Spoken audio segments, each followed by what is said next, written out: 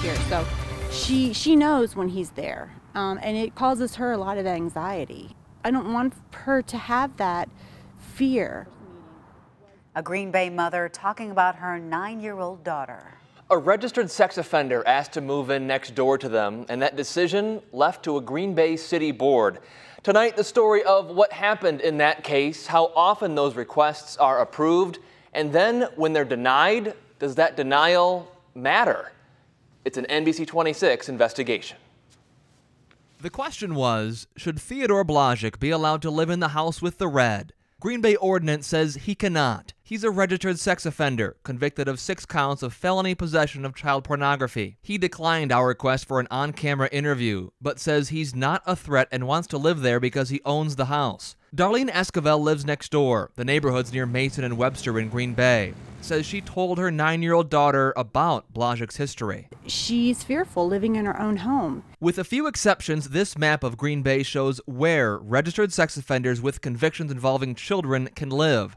Red is restricted. There's a 1,500-foot boundary around areas like schools, playgrounds, and parks. But a Green Bay board can approve exemptions, which they have for 65% of those who've asked since November of last year. Blazek asked for one. Esquivel and other neighbors asked the board to deny him, but the board approved him, saying yes, he can move in. Dean Durandale is chair of that board. By looking at all the sexual offenders and seeing their risk profiles and where they're going to live, we try to manage that within the entire community. We're asking questions, and here are the results. When we started looking into this story, we found 2 separate registered sex offenders whom the board had denied for an address in Green Bay. But the online state registry said they were living there anyway. We asked police about all of this. They sent an officer out to check on the 2. The lieutenant said neither person was at the individual addresses and neither appears to be living there. One is now listed on the online state registry as homeless. The other, though, as of 8:30 tonight, still listed as living at the address for which he was denied. Police say they will follow up. Should someone on city staff be doing the checks that I did? You know, I think they probably should. Like I told you before, I think, checking 2 or 3 months after the process, another 2 or 3 months, checking the registry of each individual person that comes in front of our board. Green Bay police say right now they check on people who were denied after getting a complaint or having a concern about that person.